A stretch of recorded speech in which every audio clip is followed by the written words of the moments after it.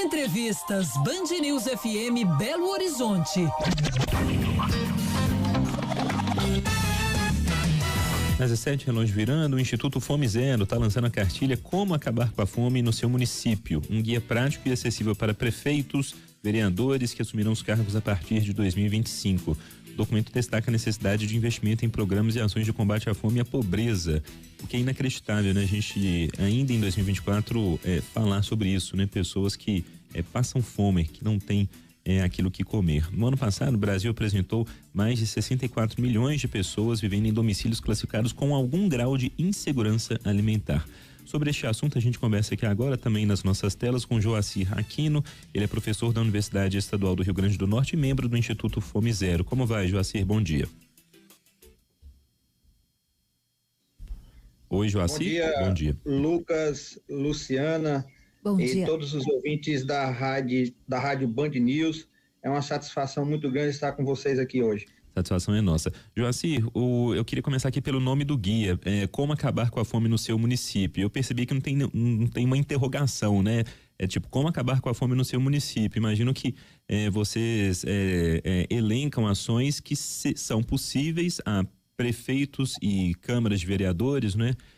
Que serão todas renovadas também, para a gente enfrentar este problema que é gravíssimo, né? Quando a gente vê os dados pegando, por exemplo, de insegurança alimentar aqui no país. Exatamente, Lucas. O Instituto Fome Zero é uma entidade que tem como missão básica ajudar o Brasil a combater a fome e promover a segurança alimentar em todos os municípios do país.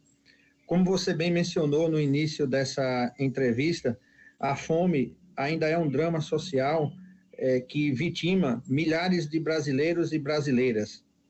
Só para nossos ouvintes terem uma ideia, segundo um levantamento recente do IBGE, 8,6 milhões de pessoas no Brasil estavam em estado de insegurança alimentar grave, ou seja, passavam fome. Em Minas Gerais, eu levantei esse dado também, 566 mil pessoas em Minas Gerais passavam fome em 2023. Não conseguiam tomar café da manhã, almoçar e jantar. A maior parte dessas famílias, chefiadas por pessoas negras, né, com crianças com menos de 7 anos de idade. Então, esse é um drama social que afeta todas as regiões do país e todos os municípios brasileiros, né? E que nós temos que envidar esforços para enfrentar esse flagelo definitivamente do nosso território. Pensando nisso, o Instituto Fome Zero lançou essa cartilha, Como Acabar com a Fome em seu município, visando subsidiar o debate para as eleições de outubro e principalmente servir como um roteiro didático para subsidiar a ação de prefeitos e dos mais de 60 mil vereadores que serão eleitos no pleito de outubro. No documento, nós apresentamos, além da institucionalidade da política nacional de segurança alimentar e nutricional, um conjunto de 11 políticas públicas estratégicas de cunho federal que os municípios podem ajudar a potencializar nos seus municípios com o objetivo de combater a fome e promover a segurança alimentar e nutricional. Uhum. Porque, Lucas, a nossa preocupação dentro do Instituto Fome Zero, ela tem um duplo sentido. O nosso fundador, o professor Graziano da Silva, ex-diretor da FAO, ele sempre diz que o problema alimentar no Brasil hoje, que afeta as famílias brasileiras, ele é duplo. De um lado, você tem milhares de pessoas ainda que não conseguem se alimentar, que passam fome. Por outro lado, você tem milhares de pessoas que conseguem se alimentar, mas se alimentam mal, gerando o problema da obesidade. E daí vem uma série de problemas de saúde. Então, a cartilha, ela objetiva lançar elementos para enfrentar nos municípios esse duplo problema. Joacir, a cartilha, né, com a prática ali, o passo a passo, imagino eu, para os futuros prefeitos aí, eleições agora deste ano, mas o terceiro setor, né, a organização, a sociedade organizada, de que forma pode contribuir? Já está havendo aí uma contribuição do próprio Instituto, né, com esta cartilha, mas na prática, a arrecadação de alimentos, por exemplo, nutricionistas que poderiam prestar algum serviço ali junto à sociedade por meio de uma orientação ou um pagamento de um salário aí da prefeitura. Como é que na prática ficaria isso mesmo assim? Como é que a gente pode, né, contribuir para minimizar essa questão? Bem, Luciana, a cartilha, ela elenca as políticas, ela descreve o que é cada política pública, mostra como as prefeituras e as câmaras de vereadores podem atuar para implementar, acompanhar e fiscalizar essas políticas públicas, mostra quais são os beneficiários das políticas públicas, né, dentro dos municípios, e também, dentro dessa cartilha, a gente elenca um conjunto de iniciativas de como estabelecer essas parcerias com a sociedade civil organizada para somar esforços no objetivo de combater a fome. Agora, o nosso foco principal são os municípios, porque toda política pública pensada em Brasília ganha vida no âmbito local. Então, no nosso entendimento, o executivo e o legislativo municipal, eles são estratégicos em todos os municípios do país. Só lembrando que a estrutura municipal brasileira é bastante diversificada. Mais de 60% dos municípios do Brasil têm menos de 20 mil habitantes. Então, são cidades muito pequenas, cidades médias, que o papel do poder público local é estratégico no sentido de viabilizar a implantação dessas políticas e estabelecer essas parcerias com a sociedade civil. Cada um dos programas que nós elencamos na cartilha, por exemplo, o programa Colheita Urbana de Alimentos, né? O governo entra com a infraestrutura e a sociedade civil faz parcerias para arrecadar os alimentos e distribuir para diferentes tipos de atividade. Tem também os programas de agricultura urbana e periurbana, né, com estrutura de distribuição também fortemente vinculada com entidades da sociedade civil, né? O programa de aquisição de alimentos, que é um programa também estratégico, onde o governo adquire os produtos da agricultura familiar e, através de diferentes modalidades, esses alimentos são distribuídos para entidades da sociedade civil. O Joacir, sim, pois não. Oi, Lucas. Não, pode concluir.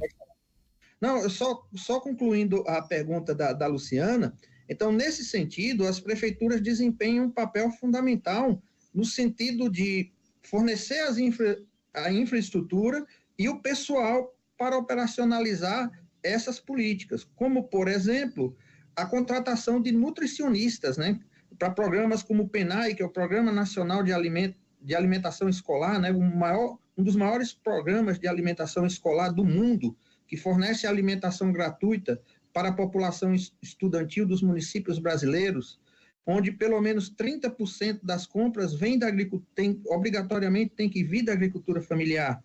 Então, esse leque de políticas que são implantadas a nível municipal, em parceria com a sociedade civil, são um caminho para combater a fome e promover a segurança alimentar e nutricional nos municípios. E essa foi a nossa proposta ao lançar essa cartilha, que está disponível para todos os interessados no site do IFZ, ifz.org.br. Ô Joacir, quando a gente fala fome, é uma palavra muito forte, muito ampla também, não é? Mas eu queria que você explicasse, porque há diferentes conceitos, né, que talvez estejam ligados aí à palavra, à fome em si. Quando a gente fala de insegurança alimentar, por exemplo, déficit nutricional, enfim, eu queria que você explicasse esses diferentes conceitos, porque muitas vezes as famílias ou muitas famílias não estão ali naquilo que a gente pensa em fome, mas está nesse grau de insegurança alimentar, sei lá, né? É faltar uma proteína de qualidade ali na refeição, ou pular uma refeição, enfim. Eu queria que você explicasse isso exatamente para que as pessoas dimensionem, né? O quão grande mesmo é o problema, né? Pois bem, Lucas, as estatísticas que são geradas no Brasil recentemente sobre a fome, elas partem da EBIA, que é a Escala Brasileira de Insegurança Alimentar. Essa é uma metodologia adaptada para o Brasil, usada em vários países do mundo, que ela divide a situação da segurança alimentar das famílias em 3 níveis, né? Na verdade, em 4 níveis. As famílias com segurança alimentar, que conseguem garantir toda a sua alimentação básica, o café da manhã, o almoço e a janta. As famílias com insegurança alimentar leve, e lá na fórmula estatística tem um limite, né, do que se define por isso. As famílias que conseguem se alimentar, mas como você bem falou, não conseguem colocar todos os produtos, né, na sua mesa cotidianamente. A insegurança alimentar moderada, que já é a família que enfrenta dificuldades para comprar os alimentos que precisa, e a insegurança alimentar grave, que aí são as pessoas que passam fome mesmo. São as pessoas que declararam durante a pesquisa, durante o levantamento, que não conseguem se alimentar, que não conseguem garantir as 3 refeições diárias, o café, o almoço e a janta, certo? Então, essas pessoas, elas são consideradas que estão em situação de fome, certo? E é esse dado que eu apresentei no início. No Brasil, segundo esse levantamento recente, nós temos ainda, apesar da queda que aconteceu, né, uma queda muito importante nos últimos 2 anos, né, mas o Brasil tem 8,6 milhões de pessoas ainda passando fome, em insegurança alimentar grave, segundo esse critério da EBIA, certo? E Minas Gerais, 566 mil pessoas passando fome, distribuído nos diversos municípios, nas áreas urbanas e rurais. É um dado que é alarmante, né? A gente não pode, enquanto país, né, aceitar que realidades assim continuem. São 10h19, a gente conversou aqui na Band News FM sobre esse assunto tão relevante, inclusive quando a gente pensa que a gente está em ano de eleições, né, pessoal? Conversamos com Joacir Aquino, membro do Instituto Fome Zero, professor da Universidade Estadual do Rio Grande do Norte. Joacir, obrigado, viu? Bom fim de semana. Valeu, Lucas, e a todos os ouvintes. Gostaria de convidá-los para visitar a página do Instituto Fome Zero, ifz.org.br, onde vocês vão encontrar diversos materiais sobre esse tema, diversos vídeos extremamente importantes, né, para o aprofundamento dessa questão. Então, bom final de semana para todo mundo e obrigado pela oportunidade.